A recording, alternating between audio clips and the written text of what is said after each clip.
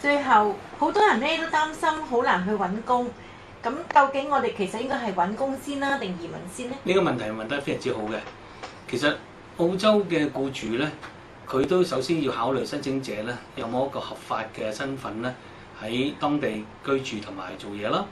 咁所以都係奉勸申請者咧，先係申請咗簽證啦，然後咧先去揾工。理由好簡單，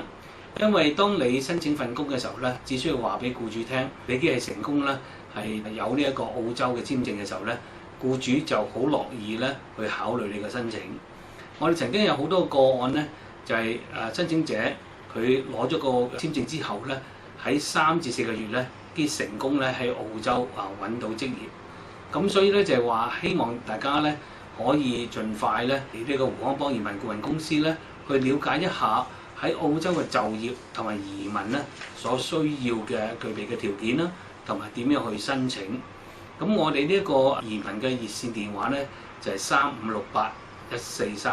3568143635681436。我哋胡康邦移民顧問公司咧係提供俾我哋嘅申請者咧係有個一站式嘅服務。除咗係負責喺處理呢個申請呢個簽證嘅所有繁複嘅工作，我哋亦會提供申請者同埋佢嘅家屬咧係個一站式嘅服務，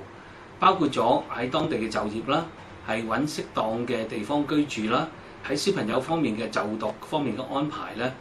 我哋都會有專人咧係會講解同埋提供一個免費嘅諮詢嘅。